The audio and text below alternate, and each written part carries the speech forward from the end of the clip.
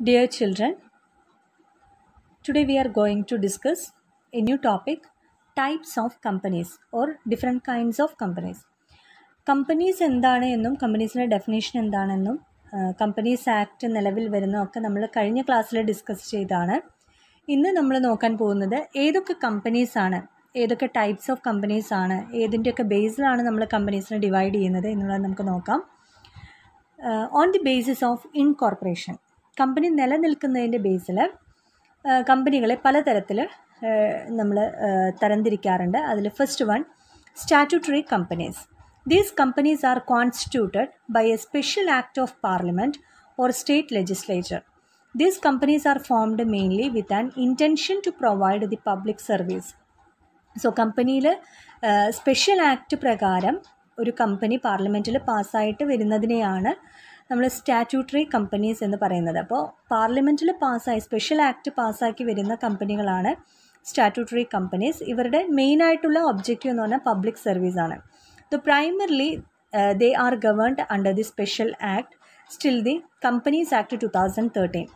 ഈ act base ചെയ്തിട്ടാണ് നമ്മൾ ഇതിനെ കൺട്രോൾ ചെയ്തിരിക്കുന്നത്.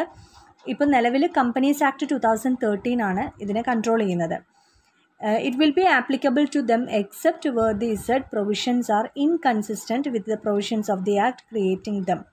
ജനറലി ആക്ട് മാത്രമല്ല, അത് ഗവൺമെൻറ്റിൻ്റെ കൺട്രോളിലായിരിക്കും, അല്ലെങ്കിൽ സ്പെഷ്യൽ ആക്ടിൻ്റെ കൺട്രോളിലായിരിക്കും ഇത് ഗവേൺ ചെയ്തിട്ടുണ്ടായിരിക്കുക. For example, reserve bank of India, life insurance corporation of India, ഇതൊക്കെ സ്റ്റാറ്റ്യൂട്ടറി കമ്പനീസിന് എക്സാമ്പിൾസ് ആണ്. Next, registered company. Companies registered under the companies act 2013 or under any previous company law R called registered company. Companies act 2013 അല്ലെങ്കിൽ previous companies ലോൻ്റെ അണ്ടറിൽ register ചെയ്തിട്ടുള്ള കമ്പനികളെ നമുക്ക് registered companies എന്ന് വിളിക്കാം. Such companies come into existence when they are registered under the companies act and certificate of incorporation is granted to it by the registrar.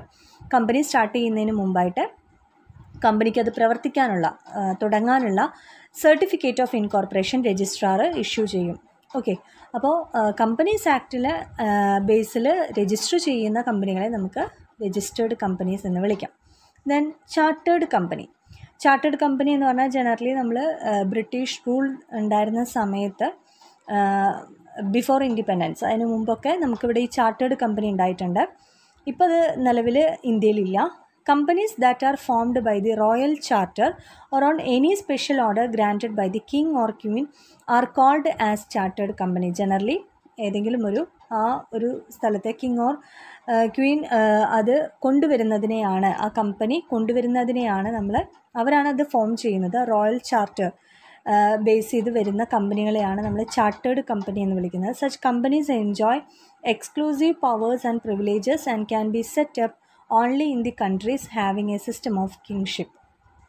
Generally East India കമ്പനിയൊക്കെ അതായിരുന്നു. ഇന്ത്യയുടെ ഇൻഡിപെൻഡൻസിന് മുമ്പ് ഇന്ത്യയിൽ ബ്രിട്ടീഷ് ഭരണമായിരുന്നു അല്ലേ. അപ്പോൾ രാജാവിൻ്റെ ആ ഒരു ചാർട്ടർ, അവർ ഉണ്ടാക്കുന്ന റൂൾസ് ആൻഡ് റെഗുലേഷൻസിൻ്റെ ബേസിൽ നടത്തുന്ന കമ്പനികളെയാണ് നമ്മൾ ചാർട്ടേഡ് കമ്പനി എന്ന് വിളിക്കുന്നത്. നിലവിൽ അത് ഇന്ത്യയിൽ ഇല്ല. Okay, next, classification of companies according to liability of members. മെമ്പേഴ്സിൻ്റെ ലയബിലിറ്റീനെ ബേസ് ചെയ്തിട്ട് കമ്പനീസിനെ ക്ലാസിഫൈ ചെയ്യുന്നുണ്ട്. അത് മൂന്നായിട്ടാണ് കാണിക്കുന്നത്: company limited by shares, company limited by guarantee and unlimited liability. Company limited by shares. എന്താണ് കമ്പനി ലിമിറ്റഡ് ബൈ ഷെയർസ് നോക്കാം. A company in which the liability of members is limited to the face value of shares held by them is known as company limited by shares. ഒരു share ഹോൾഡറിൻ്റെ liability എത്രയാണ് എന്ന് പറയുന്നതാണ് company limited by shares കൊണ്ട് ഉദ്ദേശിക്കുന്നത്. അതായത് ആ ഒരു shareholder എത്രയാണോ ഷെയർസ് ഹോൾഡ് ചെയ്തിരിക്കുന്നത് അത്രേ ആ കമ്പനിയുമായിട്ടുള്ള ലയബിലിറ്റി ഉണ്ടായിരിക്കുള്ളൂ. ആ എമൗണ്ട് മാത്രമേ കമ്പനിയിലോട് ലയബിലിറ്റി ആർക്കുണ്ടായിരിക്കുള്ളൂ, ഷെയർ ഹോൾഡേഴ്സിന് ഉണ്ടായിരിക്കുള്ളൂ. If a member has paid full face value of shares he does not owe any further liability to the company. കമ്പനിയുടെ ഷെയർസ് പർച്ചേസ് ചെയ്തിട്ടുണ്ടെങ്കിൽ അതിൻ്റെ ഫുൾ എമൗണ്ട് അടച്ചു കഴിഞ്ഞാൽ പിന്നെ ആ ഷെയർ ഹോൾഡറിന് അവിടെ യാതൊരു തരത്തിലുള്ള ബാധ്യതയും ഉണ്ടായിരിക്കില്ല. അപ്പോൾ എത്രയാണോ ഷെയർ ഹോൾഡ് ചെയ്യുന്നത് ആ ഷെയറിൻ്റെ എമൗണ്ട് പേ ചെയ്തിട്ടുണ്ടെങ്കിൽ ആ ഷെയർ ഹോൾഡറിന് എന്തുണ്ടായിരിക്കില്ല, ലയബിലിറ്റി ഉണ്ടായിരിക്കില്ല. അൺപെയ്ഡ് എമൗണ്ട് ഉണ്ടെങ്കിൽ ആ അൺപെയ്ഡ് എമൗണ്ട് പേ ചെയ്യാൻ ആര് ബാധ്യസ്ഥനാണ്? ഷെയർ ഹോൾഡർ ലയബിൾ ആണ്. Okay. And company limited by guarantee. In this type of company, the liability of members is limited to an amount as they agree to contribute to the assets of the company in case of winding up of the company. ഈ ഒരു കേസിൽ members agree ചെയ്തിട്ടുണ്ടായിരിക്കും. അതായത് കമ്പനിയുടെ winding അപ്പിൻ്റെ സമയത്ത് assets contribute ചെയ്യാമെന്നുള്ള ഒരു guarantee ഇവർക്ക് provide ചെയ്തിട്ടുണ്ടാവും. അതാണ് ഗ്യാരണ്ടി. ഇത് നമ്മൾ മെമ്മോറാണ്ടം ഓഫ് അസോസിയേഷനിൽ കാണിച്ചിരിക്കണം. The amount which was guaranteed by the members can only be called up at the time of winding up. അപ്പോൾ വൈൻഡിങ് അപ്പിൻ്റെ സമയത്ത് മാത്രമേ ബാധ്യതകൾ ഉണ്ടെങ്കിൽ ആ ഷെയർ ഹോൾഡർ തരാം എന്ന് പറഞ്ഞിട്ടുള്ള എമൗണ്ട് കോൾ ചെയ്യാനുള്ളത് ടൈം എന്ന് പറയുന്നത് എപ്പോഴാണ്? വൈൻഡിങ് അപ്പിൻ്റെ സമയത്താണ്. ഓക്കെ. അപ്പോൾ വൈൻഡിങ് അപ്പിൻ്റെ സമയത്ത് എന്തെങ്കിലും കമ്പനിക്ക് ബാധ്യത ഉണ്ടെങ്കിൽ ഷെയർ ഹോൾഡർ എത്രയാണോ ഗ്യാരണ്ടി പറഞ്ഞിട്ടുള്ളത്, എത്രയാണോ എഗ്രി ചെയ്തിട്ടുള്ള ആ എമൗണ്ട് കൊടുക്കാൻ അയാൾ ബാധ്യസ്ഥനാണ്. ഓക്കെ. അത് മെമ്മോറാണ്ടം ഓഫ് അസോസിയേഷനിൽ കറക്റ്റായിട്ട് state ചെയ്തിട്ടുണ്ടായിരിക്കും. This type of company normally formed to promote education, art, science, culture, sports, not for profit companies. അപ്പോൾ നോൺ പ്രോഫിറ്റ് ഓർഗനൈസേഷൻ അല്ലെങ്കിൽ നോൺ പ്രോഫിറ്റ് കമ്പനികളാണ് ജനറലി കമ്പനി ലിമിറ്റഡ് ബൈ ഗ്യാരണ്ടിയിൽ വരുന്നത്. Third one, unlimited liability. പേരിൽ തന്നെയുണ്ട്. അതായത് കമ്പനിയുടെ liability എന്ന് പറയുന്നത്, അതായത് മെമ്പേഴ്സിൻ്റെ ലയബിലിറ്റി എന്ന് പറയുന്നത് അൺലിമിറ്റഡ് ആയിരിക്കും. ആ ഒരു കേസിനാണ് unlimited liability. The liability of every member is unlimited and extend to his personal property. അതായത് ലയബിലിറ്റി ഉണ്ടെങ്കിൽ മെമ്പേഴ്സിൻ്റെ പേഴ്സണൽ പ്രോപ്പർട്ടി സെയിൽ ചെയ്തിട്ടാണെങ്കിൽ പോലും അവരുടെ കമ്പനിയുടെ ലയബിലിറ്റി വൈൻഡിങ് അപ്പിൻ്റെ സമയത്ത് ആ ലയബിലിറ്റി നമ്മൾ മീറ്റ് ചെയ്യണം. The members are personally liable to pay the ഡെപ്റ്റ് ഓഫ് കമ്പനി. കമ്പനിയുടെ ഡെപ്റ്റ് കംപ്ലീറ്റ് അത് തീർക്കണമെങ്കിൽ അത് പേഴ്സണൽ പ്രോപ്പർട്ടിയിൽ വരെ എന്ത് വരുന്നുണ്ട്? അതിനെയാണ് നമ്മൾ അൺലിമിറ്റഡ് ലയബിലിറ്റി എന്ന് വിളിക്കുന്നത്. On the basis of number of members. അപ്പോൾ കമ്പനി ഫോം ചെയ്യുന്നതിൽ മെമ്പേഴ്സിൻ്റെ ബേസിലാണെങ്കിൽ അവിടെ ഒരു ഡിഫറെൻറ്റ് ക്ലാസിഫിക്കേഷൻ വരുന്നുണ്ട്. First one, public company. Defined under section 2 subsection 71 of the Companies Act 2013. A public company means a company which is not a private company. അപ്പോൾ private company അല്ലാത്ത കമ്പനിയെ നമുക്ക് എന്ത് വിളിക്കാം? പബ്ലിക് കമ്പനി എന്ന് വിളിക്കാം. Okay. Section 3 subsection 1 of the Companies Act 2013. Public company may be formed for any lawful purpose by 7 or more persons. ഒരു കമ്പനിയിലെ മിനിമം പബ്ലിക് കമ്പനി ഫോം ചെയ്യണമെങ്കിൽ മിനിമം മെമ്പേഴ്സ് എന്ന് പറയുന്നത് 7 ആയിരിക്കണം. അത് ലോഫുൾ പർപ്പസിൽ ആവണം എന്ന് അതിൽ അണ്ടർലൈൻ ചെയ്ത് പറയുന്നുണ്ട്. ഫോം ചെയ്യുന്നത് ലോഫുൾ പർപ്പസിനായിരിക്കണം. ഓക്കെ. എന്ന് പറഞ്ഞാൽ നിയമപരമായിട്ട്, അതായത് ഇല്ലീഗൽ ആയിട്ടുള്ളതോ അതായത് മോറൽ സൈഡില്ലാത്ത ബിസിനസ്സുകളൊന്നും നമ്മൾ ചെയ്യാനായിട്ട് പാടില്ല. അങ്ങനെയുള്ള ഒരു ബിസിനസ്സിനെ നമുക്ക് പബ്ലിക് കമ്പനി എന്ന് വിളിക്കാൻ പറ്റില്ല. സോ അപ്പോൾ ഡെഫിനിഷനിൽ കറക്റ്റായിട്ട് പറയുന്നുണ്ട് ലോഫുൾ പർപ്പസിന് വേണ്ടിയിട്ടായിരിക്കണം. മിനിമം മെമ്പേഴ്സ് എന്ന് പറയുന്നത് 7 or more persons. Section 149 subsection 1 of the Companies Act 2013. Every public company shall have minimum 3 directors in its board. ആ ഒരു കമ്പനിയിൽ ഷെയർ ഹോൾഡേഴ്സിൽ നിന്ന് മിനിമം 3 ഡയറക്ടേഴ്സ് എങ്കിലും ആ ബോർഡിൽ ഉണ്ടായിരിക്കണം. Section 4 subsection 1A of the Companies Act 2013. A public company is required to add the words limited at the end of its name. അപ്പോൾ ഇവിടെ 3 കണ്ടീഷനാണ് ഇവിടെ പറയുന്നത്. ആദ്യത്തെ കണ്ടീഷൻ, കമ്പനി ഫോം ചെയ്യണമെങ്കിൽ മിനിമം 7 പേര് വേണം. കമ്പനിയുടെ ബോർഡ് ഓഫ് ഡയറക്ടേഴ്സ് എന്ന് പറയുന്നത് മിനിമം 3 ആൾക്കാരുണ്ടായിരിക്കണം. അടുത്ത മൂന്നാമത്തെ കണ്ടീഷൻ എന്ന് പറയുന്നത് കമ്പനി പബ്ലിക് കമ്പനി ആണെങ്കിൽ അതിൻ്റെ പേരിനോട് ചേർന്ന് തന്നെ ലിമിറ്റഡ് എന്ന് പറയുന്ന ടേം യൂസ് ചെയ്തിരിക്കണം. Okay. It is the essence of a public company that its shares and debentures can be transferable freely to the public unlike private company. Okay. ഇപ്പോൾ public കമ്പനിക്ക് ഒരു പ്രത്യേകതയുള്ളത് കമ്പനിയുടെ ഷെയർ ഈസി ആയിട്ട് transfer ചെയ്യാനായിട്ട് കഴിയും.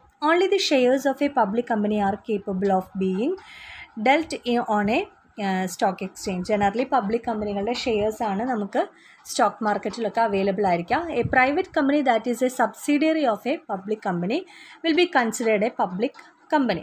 ഒരു private company public കമ്പനീൻ്റെ അണ്ടറിൽ വന്നു എന്ന് വിചാരിക്കാം. ഏതെങ്കിലും ഒരു പബ്ലിക് കമ്പനി ഒരു പ്രൈവറ്റ് കമ്പനിയെ ഏറ്റെടുക്കുകയാണെങ്കിൽ അപ്പോൾ ആ പ്രൈവറ്റ് കമ്പനി എന്തായിട്ട് തന്നെ അറിയപ്പെടും? പബ്ലിക് കമ്പനിയായിട്ട് തന്നെ കൺസിഡർ ചെയ്യും. അപ്പോൾ ഈ ഒരു കേസിനെയാണ് പബ്ലിക് കമ്പനി എന്ന് പറയുക. അപ്പോൾ ഈ 3 കണ്ടീഷൻ നിങ്ങൾ ഓർത്ത് വയ്ക്കാം. Okay. And the next, private company. എന്താണ് പ്രൈവറ്റ് കമ്പനി എന്ന് പറഞ്ഞു കഴിഞ്ഞാൽ? defined under Section 2, subsection 68 of the Companies Act 2013. A private company means a company which by its articles restrict the right to transfer its shares. അപ്പോൾ private company എന്ന് പറയുന്നതിന് ചില restrictions companies ആക്ടിൽ provide ചെയ്യുന്നുണ്ട്. അതിൽ ആദ്യത്തെ റെസ്ട്രിക്ഷൻ, കമ്പനികൾക്ക് private കമ്പനിക്ക് share transfer ചെയ്യാനായിട്ട് റെസ്ട്രിക്ഷൻസ് ഉണ്ട്. Limits the number of its members to 200 എന്ന് അവിടെ കാണിക്കുന്നുണ്ട്. അതായത് മെമ്പേഴ്സിൻ്റെ എണ്ണം എന്ന് പറയുന്നത് 200 എന്നുള്ളത് റെസ്ട്രിക്റ്റ് ചെയ്തിട്ടുണ്ട്. അതിൽ OPC എന്ന് പറയുന്ന പ്രൈവറ്റ് കമ്പനി അതിൽ വരില്ല. OPC എന്ന് പറഞ്ഞാൽ 1 person കമ്പനി, അത് എക്സെപ്ഷൻ കൊടുത്തിട്ടുണ്ട്. Prohibits any invitation to the public to subscribe for any securities of the company. Section 3 subsection 1 of the companies act 2013. Companies act 2013 private കമ്പനിക്ക് റെസ്ട്രിക്ഷൻസ് കൊടുത്തിട്ടുണ്ട്, പ്രൊഹിബിറ്റ് ചെയ്യുന്നുണ്ട്. പബ്ലിക്കിനെ ഇൻവൈറ്റ് ചെയ്യുക, അതായത് ഷെയർസ് പബ്ലിക്കിന് ഇൻവൈറ്റ് ചെയ്യുന്നതിൽ നിന്ന് പ്രൈവറ്റ് കമ്പനിക്ക് റെസ്ട്രിക്ഷൻസ് ഉണ്ട്. Private company may be formed for any lawful purpose by 2 or more persons. ആ കമ്പനി സ്റ്റാർട്ട് ചെയ്യണമെങ്കിൽ മിനിമം 2 പേരെങ്കിലും ആ കമ്പനിയിൽ ഉണ്ടായിരിക്കണം. ലോഫുൾ പർപ്പസിനായിരിക്കണം ഉണ്ടാവേണ്ടത്. Every private company shall have minimum 2 directors in its board. ബോർഡിൽ മിനിമം 2 പേരെങ്കിലും മിനിമം ഡയറക്ടേഴ്സ് ഉണ്ടായിരിക്കണം. Section 4 subsection 1A of the companies act 2013. Okay, a private company is required to add the words private limited. Public limited എന്ന് പറഞ്ഞ പോലെ തന്നെ private കമ്പനികൾക്കാണെങ്കിൽ private limited എന്ന് പറയുന്ന term use ചെയ്യണം. ഓക്കെ, അപ്പോൾ പ്രൈവറ്റ് കമ്പനിയുടെ പ്രത്യേകതകൾ, പബ്ലിക് കമ്പനി കോൾ ചെയ്യുന്ന പോലെ അല്ലെങ്കിൽ പബ്ലിക് കമ്പനി ഷെയർ ഇഷ്യൂ ചെയ്യുന്ന പോലെ പ്രൈവറ്റ് കമ്പനികൾക്ക് ഷെയർ ഇഷ്യൂ ചെയ്യാനായിട്ട് കഴിയില്ല. ഓക്കെ, അതിന് പ്രൊഹിബിറ്റ് ചെയ്തിട്ടുണ്ട്. പ്രൈവറ്റ് കമ്പനി ലോഫുൾ പർപ്പസിന് വേണ്ടിയിട്ടായിരിക്കണം, മിനിമം 2 persons ആയിരിക്കണം. അതേപോലെ തന്നെ മാക്സിമം എന്ന് പറയുന്നത് 200 persons ആണ്. ഓക്കെ, ഒരു പ്രൈവറ്റ് കമ്പനിയിൽ പ്രൈവറ്റ് ലിമിറ്റഡ് എന്ന് തന്നെ പേര് കൊടുക്കണം. 1 person കമ്പനി കമ്പനീസ് ആക്ട് 2013 കൊണ്ടുവന്ന പുതിയൊരു ടേമാണ് 1 person കമ്പനി എന്ന് പറയുന്നത്. Defined under section 2 subsection 62 of the companies act 2013. 1 person company means a company which has only 1 person as a member. ഒരു മെമ്പർ ഉള്ള അല്ലെങ്കിൽ ഒരു മെമ്പറിനെ വെച്ച് ഫോം ചെയ്യുന്ന കമ്പനികളെയാണ് 1 person കമ്പനി എന്ന് പറയുന്നത്. 1 person കമ്പനി എന്ന് പറയുന്നത് പ്രൈവറ്റ് കമ്പനിയാണ്. May be formed for any lawful purpose by 1 person. Okay, ഇത് ഫോം ചെയ്യുന്നത് ലോഫുൾ പർപ്പസിന് വേണ്ടിയായിരിക്കണം. Section 149 subsection 1 of the companies act 2013. OPC shall have minimum 1 director. ആ ബോർഡിൽ ഒരു ഡയറക്ടർ മിനിമം ഉണ്ടായിരിക്കണം. അതിൽ ചില ഫീച്ചേഴ്സ് അവിടെ പറയുന്നുണ്ട്. സിംഗിൾ മെമ്പർ ആയിരിക്കും and have only 1 member or shareholder. Okay, shareholder ഒരാളായിരിക്കും. നോമിനി എന്ന് പറയുന്ന a unique feature of OPCs that separates it from other kinds of company. മറ്റ് കമ്പനികളിൽ നിന്ന് വ്യത്യസ്തമാക്കുന്നത് എന്താണ്? ഇവിടെ ഒരു സോൾ മെമ്പറാണുള്ളത്. ആ മെമ്പർ അവിടെ മെൻഷൻ ചെയ്തിരിക്കണം. Has to mention a nominee, ഒരു നോമിനിയുടെ പേര് മെൻഷൻ ചെയ്തിരിക്കുക. അതായത് കമ്പനിയുടെ ഫങ്ഷനിങ്ങിനെ അത് ബാധിക്കാതിരിക്കാൻ വേണ്ടിയിട്ടാണ്. ഈ പറയുന്ന മെമ്പർ ഏതെങ്കിലും തരത്തിൽ മരിക്കുകയോ അല്ലെങ്കിൽ ഏതെങ്കിലും തരത്തിൽ ഡിസേബിൾഡ് ആയിട്ട് മാറുകയോ ചെയ്യുകയാണെങ്കിൽ, ഓക്കെ, ഒരു ഡിസേബിൾഡ് പേഴ്സണായിട്ട് മാറുകയോ അങ്ങനെ ഏതെങ്കിലും തരത്തിൽ പ്രോബ്ലംസ് വരുമ്പോൾ ഒരു നോമിനി അവിടെ ഉണ്ടായിരിക്കണം. അപ്പോൾ കമ്പനി ഫോം ചെയ്യുന്ന ഒരു 1 person കമ്പനി ഫോം ചെയ്യുമ്പോൾ അവിടെ നോമിനീൻ്റെ പേര് പറയുന്നുണ്ട്. Okay, this does not happen in other companies as they follow. സാധാരണ കേസിൽ മറ്റ് കമ്പനികളിലൊന്നും നമ്മൾ നോമിനീൻ്റെ പേര് കൊടുക്കലില്ല. ഇവിടെ 1 person കമ്പനിയിൽ ഒരു നോമിനീൻ്റെ പേര് സജസ്റ്റ് ചെയ്തിരിക്കണം. ഓക്കെ, ഡിഫറെൻറ്റ് കൈൻഡ്സ് ഓഫ് കമ്പനിയിൽ next category on the base of domicile. Company എവിടെയാണോ ഇൻകോർപ്പറേറ്റ് ചെയ്തിരിക്കുന്നത് അതിൻ്റെ ബേസിലാണ് ഡിവൈഡ് ചെയ്തിരിക്കുന്നത്. Foreign company and Indian company. Foreign കമ്പനിയുടെ ഡെഫിനിഷൻ നോക്കാം. Under section 2 subsection 42 of the companies act 2013. Foreign company means any company or body corporate incorporated outside India which has a place of business in India whether by itself or through an agent physically or through electronic mode. So കമ്പനിയുടെ business ഇന്ത്യയിലാവാം, പക്ഷേ ഈ business ഈ company incorporate ചെയ്തിരിക്കുന്നത് outside ഇന്ത്യയാണ്. Okay, and second one Indian company. A company formed and registered in India is also known as Indian company. Okay, അപ്പോൾ registered ചെയ്തിട്ടുള്ള അല്ലെങ്കിൽ ഇന്ത്യയിൽ ഇൻകോർപ്പറേറ്റ് ചെയ്തിട്ടുള്ള കമ്പനികളാണ് ഇന്ത്യൻ കമ്പനി, ഡൊമസ്റ്റിക് കമ്പനി എന്നൊക്കെ നമുക്ക് വിളിക്കാം. ഇന്ത്യൻ കമ്പനി എന്ന് അത് അറിയപ്പെടും.